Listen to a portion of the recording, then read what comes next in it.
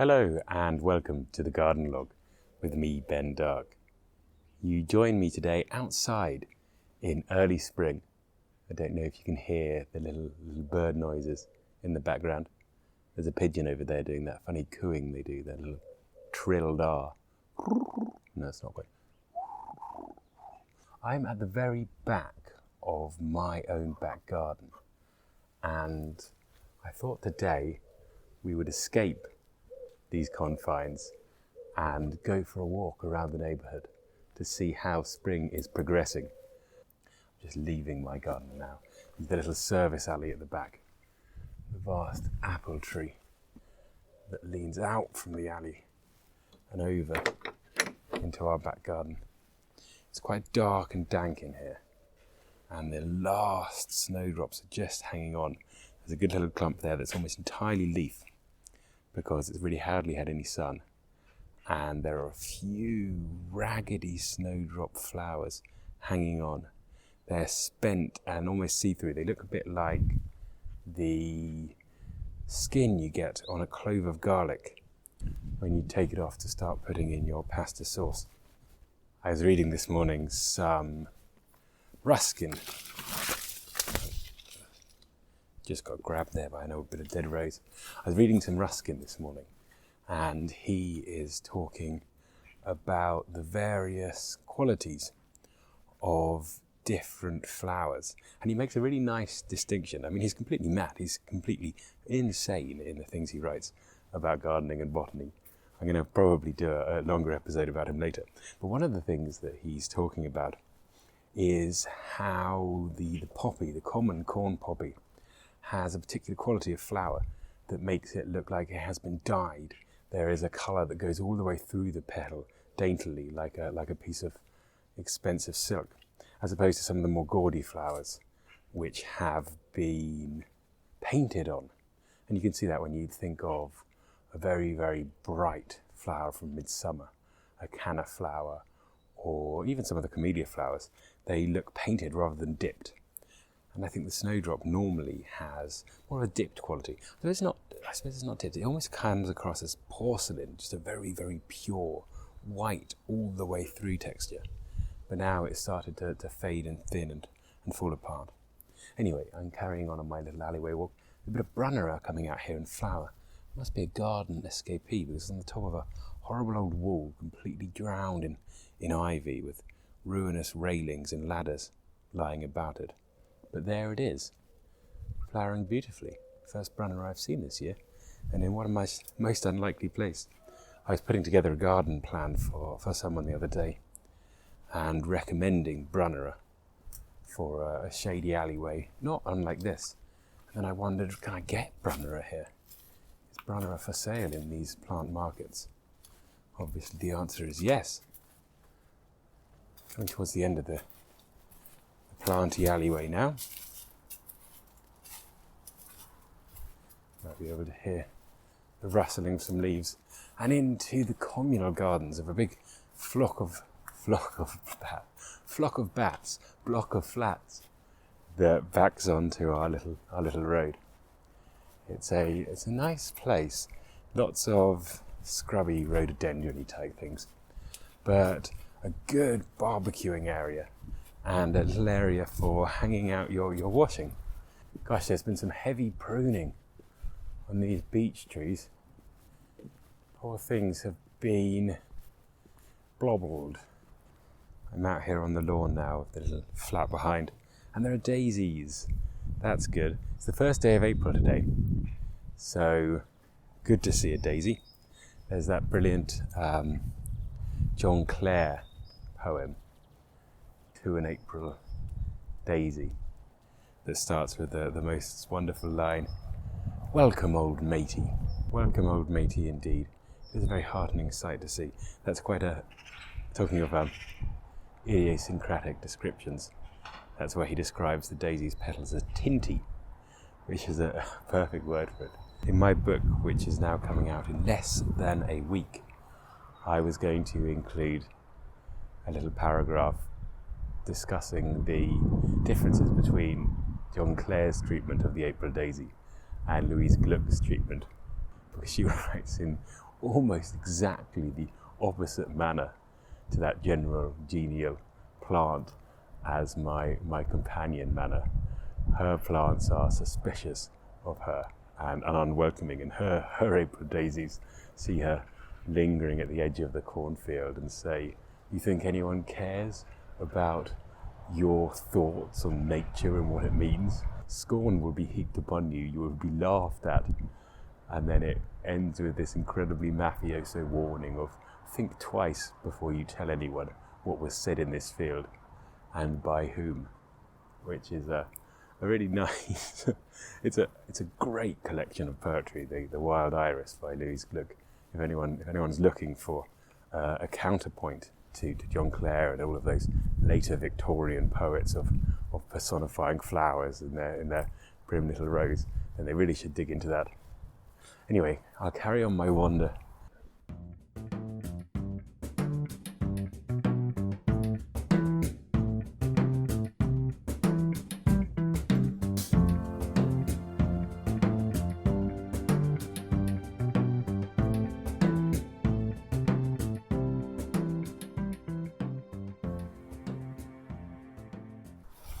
The road is now behind me and should begin to fade into the background.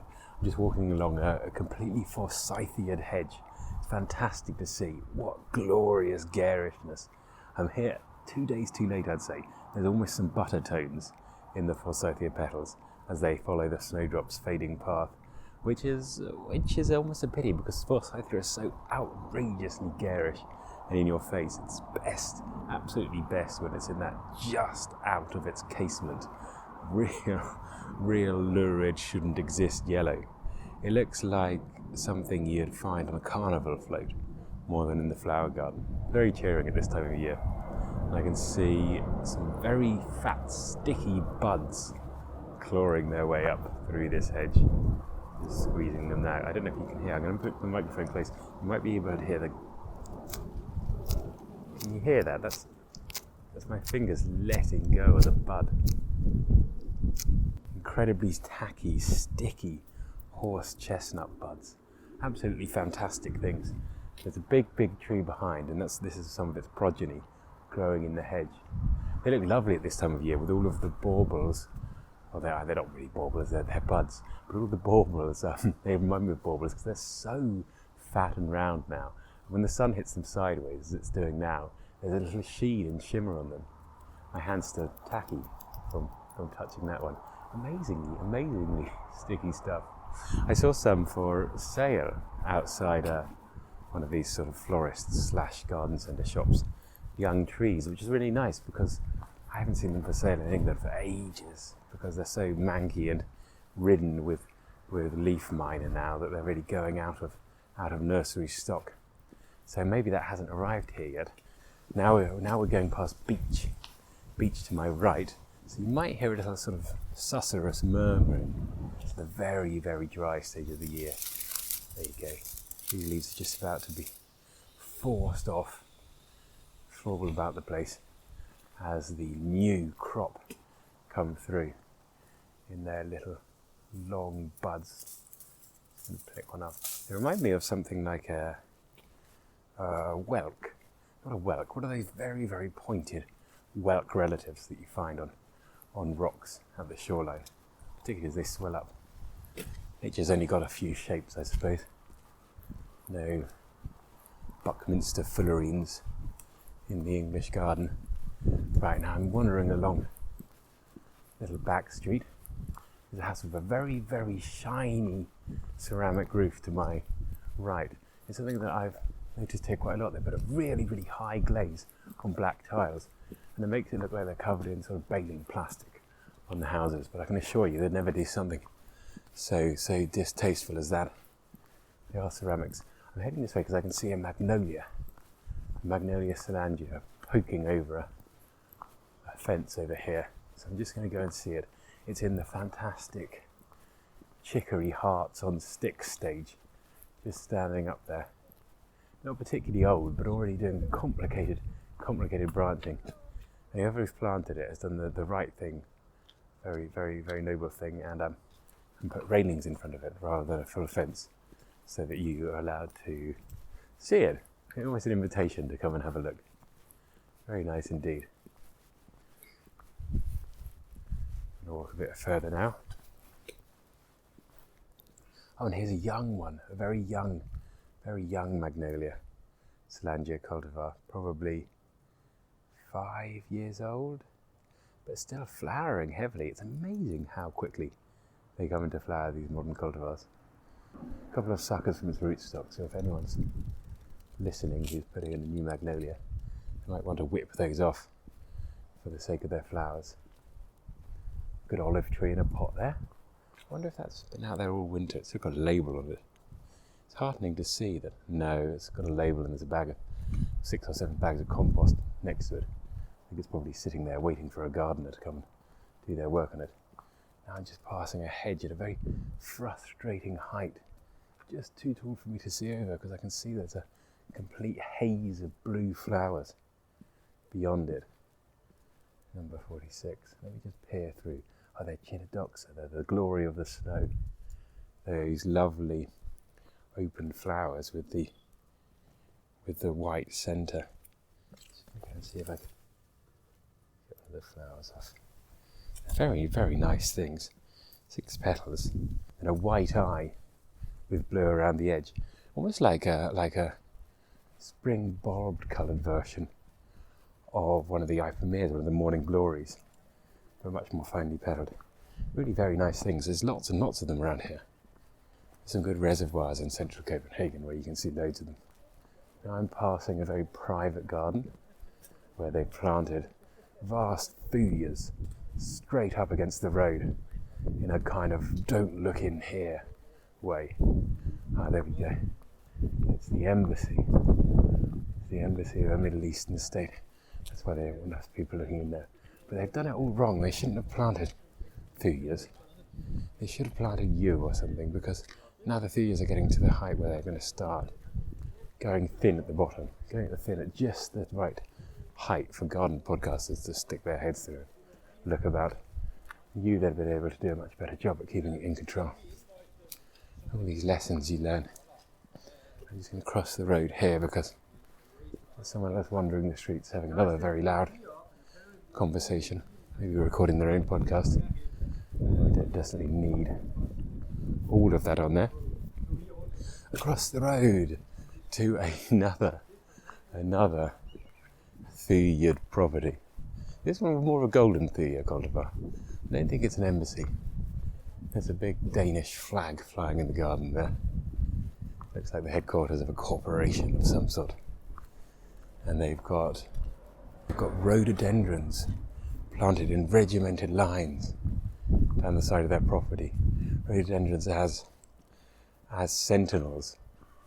They don't really quite work, the rhododendrons in a formal planting scheme like that. There's something inherently, I don't know what it is. Is it scraffiness or is it individuality in the big leaves and the big buds that don't make them blend into a part of a larger scheme? They're not right for it. Rhododendrons are a pretty popular plant around here. I don't know what their associations are. We have a complicated relationship with rhododendrons, us British gardeners. There's a brilliant letter from Harold Nicholson to Vita Sackville West, where he describes them as big uncouth stockbrokers who we don't want to have to dinner. When I see them crossing back over the road now, a zigzagging way, to see a very, very well pollarded group of lime trees. There's quite a lot of lime pollarding here, and particularly in the private gardens. It's done every single year once they get to a certain stage. We intend to in sort of public parks, maybe pollard them every 3 years or 4 years, probably principally for budget reasons more than anything else. But here it's done every year, and you get the incredibly bulbous growth points on the end of very, very gnarled, twisted old limbs. They almost look like vines in their growth, big clubs. There's a children's playground I go to quite a lot with my son, because that's what you do with people who are 2 years and 5 months old. And they have big clubs of willow. I've never seen willow grown like that before. Big clubs of willow, like almost tadpoles standing on their tails. They grow up to about 1.5 feet from the ground and finish in these great cudgel-like heads. They're not out yet, but they're just starting to show specklings of green. So they look like a sort of dinosaur egg from a cartoon computer game. Oh, this is good. I can see a digger.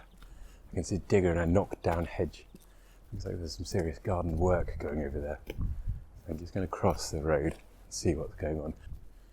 A beautiful brick building here with an excellent hybrid magnolia growing in the garden. And they've obviously pulled out a huge shrubbery with this digger that's lurking, satisfied with its work in the corner of the garden. And there are roots and branches everywhere. Again, bits of thuya, bits of deadwood, bits of smashed laurel, lots of ivy lying on the ground. And here is a heap of tree stumps. Again, it's laurel, cherry laurel, and some Portuguese laurel. And one big tree stump from an old dead tree. They're not doing anything interesting in there yet. It's just a digger sitting in the carnage. So maybe we'll update that if they start putting some more interesting things in the place. I'm passing a garden I can't quite see into, but I really want to because it's very ivy covered. And I can see some big trees in there, including one that's almost entirely ivy. It's an outline almost of where a tree once been, with one clear branch sticking to it, probably 6-7 meters up. From that one clear branch, someone's tied 2 ropes. There's obviously a child's swing down there. I quite like that style, that kind of person. Make use of what you've got. I can't see in, and the hedge is so ivy covered that I can't get a glimpse. Another good magnolia here, just opening up. A pure white one. I prefer a little bit of pinky tones in my magnolias. They're I'm just going to keep going because someone's left their car engine running there.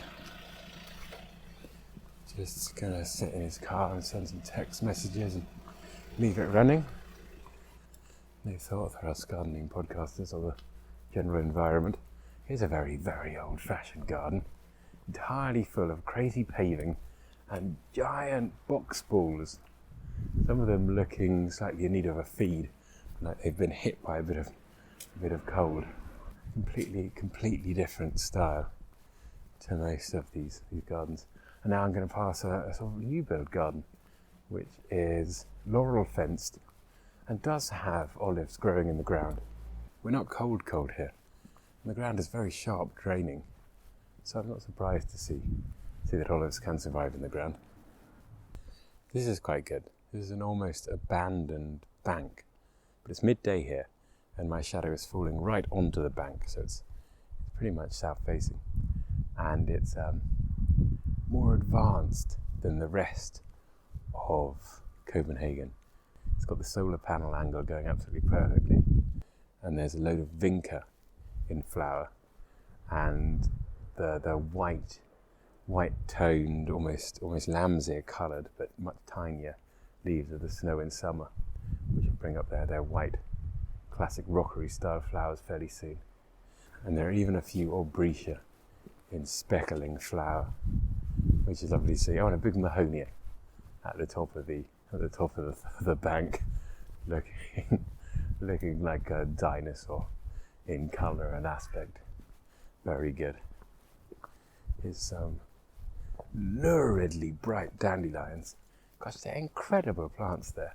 Most pom-pom, hyper double flowered things you can see going. If you saw that on the flower bench at a horticultural show, you'd say, my God, how hideously overbred, how removed from the dainty thing it must once have been. But no, it's done it by itself, made all those magnificent dandelion florets. I've said this before on the podcast, I'm sure, but if dandelions were hard to grow, they would be adored. But we humans, we do it in jobs, we do it in relationships, we do it everywhere. if something is ours and is every day, we learn to despise it. Very sad, but I suppose that's what introduces change into the world. Just passing a falling down fence here, being pushed over by the weight of things. And there's a lot of that sort of mauvey flowered corridalis poking up at the base of it. I can't remember what species that is. You know, the flowers, they look the same colour as the lamium, the dead metal purple. They look like my school uniform colour. Maybe my school uniform PE singlet in year 10 after it's been washed 45,000 times. That's the colour they are. It's a muscari poking out as well, occupying a similar niche with similar insouciance. Keep going here. Around a corner, some big olive trees again, poking out behind a hedge.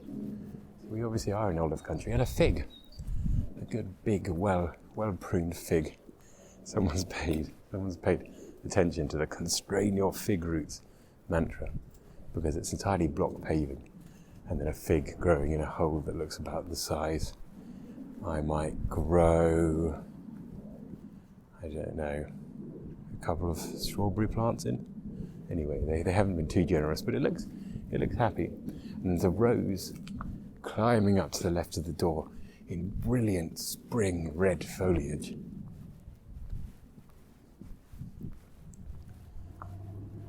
And there's a magnificent magnolia in that garden over there, and a wonderfully awful and sparse holly just in front of it.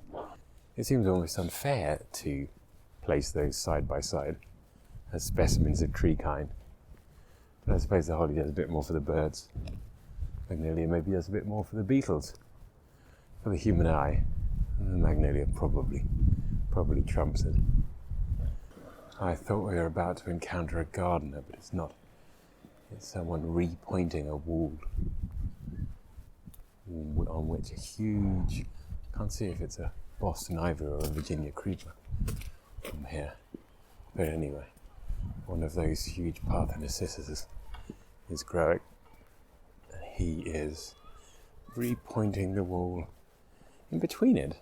Very, very decent and nobly.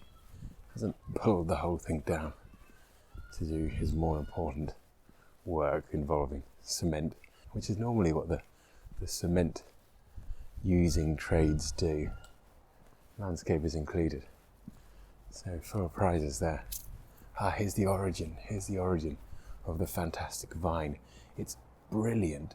It's crawling like a Chinese dragon over the garden wall, slightly up the side of the house, then jagging back down onto the outside of the wall and scurrying along it, all thick-stemmed and magnificent. Really, really decent plant. I'm just going to pause for a moment or two in the recording because we're coming to a larger road now.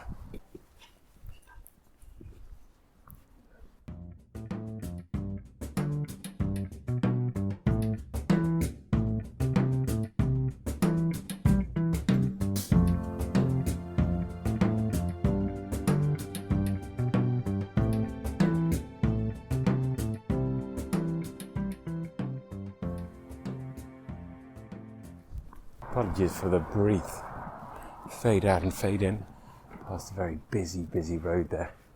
And now I'm on a road covered in construction barriers, and I can hear someone over there. I can see them. They're hurling bits of wood into a skip.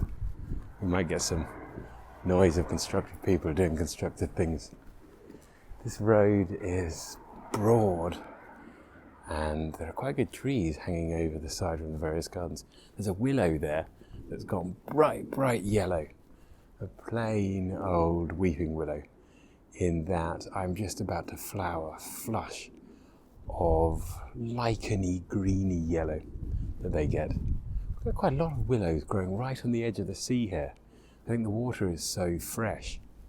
It's the opposite of the Mediterranean, as the Mediterranean is a net importer of water from the world's great oceans, dragging it into itself and then letting it evaporate. I think that the Baltic up here is an exporter, gathering meltwater from all of the ice caps and from the rivers and pushing it out into the North Sea, and from thence there the Atlantic. So it has a pretty light, sweet water quality which the willows can cope with. I'm passing a larch here. God, they're magnificently ugly. They're so black and covered in cones and scrags and little bits of old branch. What a tree for looking stunningly stark and unattractive. Just starting to come into flower, which is nice. The flowers, some of them stand up on the branches and some of them hang below, almost as little cones. And you can see that where there aren't flower buds, there are the proto-leaf buds, the little almost wooden handles, if you think of the leaves as appearing from a shaving brush. The little wooden handles are there swelling, and their bristles are yet to appear. It's a tree to keep an eye on. I'm fond of larch, even though they are so ugly, and they have a tendency, as this one's done, to get their tops blown off in the wind, which ruins any form they might have had. Just let that guy drive past there. Does that look like a gardener? A gardening van. Here's the scaffold and woodchucking gang coming up here.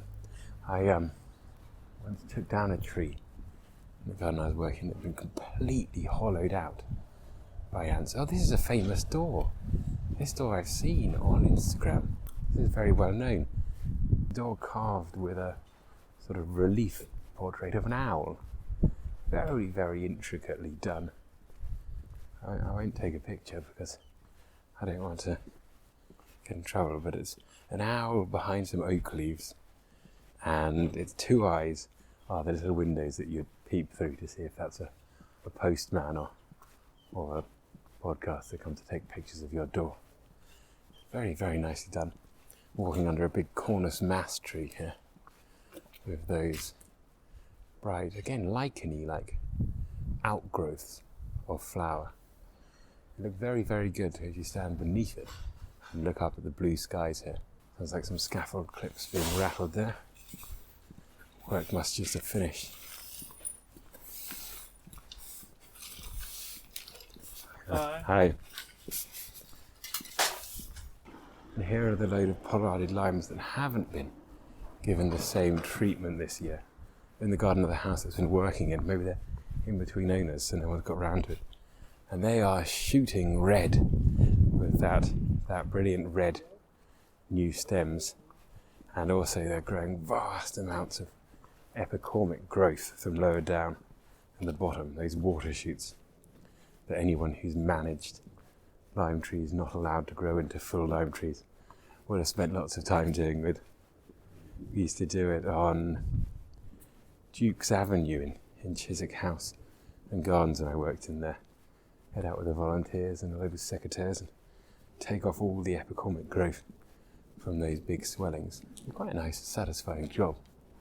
Of course, when you're in a small garden doing these sort of trees, you can just rub the buds off as they form. It's a nice thing to add into the early morning or late evening wander around the garden. Stop next to the tree and rub off some red buds with your thumb.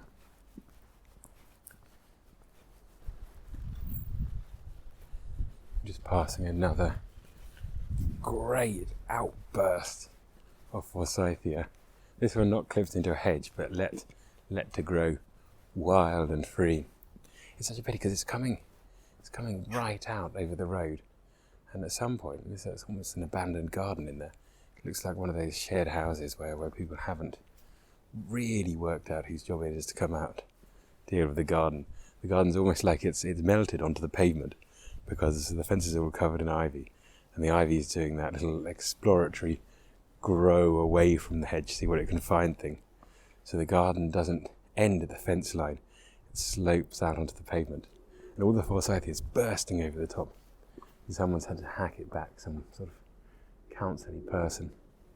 But you think that would be a good place to come and harvest branches for your vase. Take them just as the buds are beginning to to form and stick them in a vase and watch them develop over the next few days.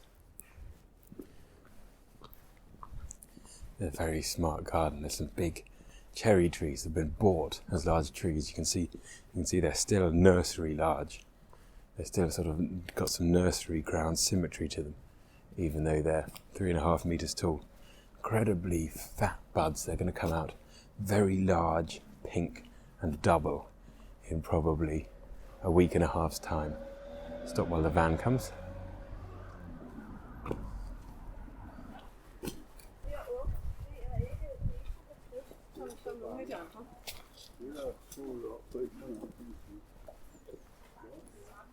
It's like these people are on a garden tour, holding a map with intricate numbered things on it.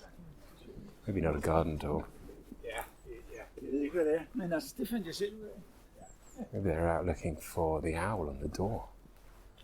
It's the kind of thing you'd come and do if you had a spring morning free. And there is the garden where they were taking down the fence. I've just come back onto familiar ground. The little loop has been completed. So I'm back seeing the gardens I saw earlier in this walk. So it's probably time for me to say goodbye. I mean, there's still a lot of worth. Seeing gardens twice is almost better than seeing them once. Actually, I walked straight past this one. It's got a great lavender hedge, and then behind it, an almost sort of parterre-style planting, like you'd fill with roses behind a normal lavender hedge, or buddleia. Someone really likes buddleia, and they're using them as the rose-type plant in there. It's going to look fun in a little bit. Anyway, I missed this last time round. I don't know what I was talking about or looking at. So it is worth walking these streets twice.